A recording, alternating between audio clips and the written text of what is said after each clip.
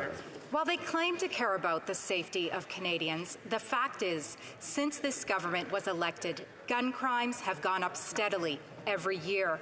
They talk a big game, but the fact is they have ignored gun safety and put politics first at every opportunity. Now, they want to allow violent offenders to avoid jail and serve their sentences in their communities with their victims. Why is this government so committed to putting criminals ahead of victims?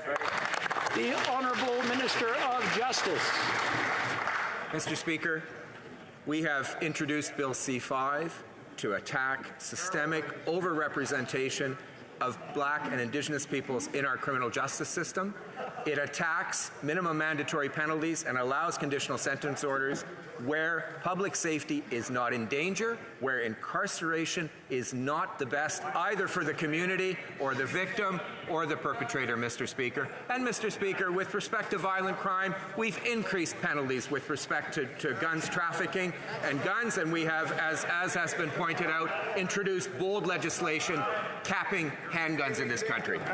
Full member for Calgary-Midnapore. You know, Mr. Speaker, Conservative MPs would welcome an honest discussion about how gun crime has gone up every year since this government was elected. The fact is, their legislation, C-5, eliminates mandatory jail time for violent gun crime and allows for criminals to serve their sentences in the comfort of their own homes, something their victims can no longer do. So why is this government so committed to putting criminals ahead of victims?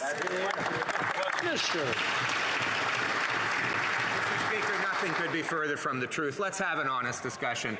Serious offenses, Mr. Speaker, will always have serious consequences in our system. The kinds of penalties that we're attacking by eliminating certain minimum mandatory penalties, by allowing conditional sentence orders, are precisely those kinds of sentences where a person, the community, victims are not served, where the problem is something else, a health problem, a problematic addiction, for example. Mr. Speaker, we're moving ahead with these reforms to address systemic overrepresentation of Black and Indigenous peoples in the system, to make the system more just.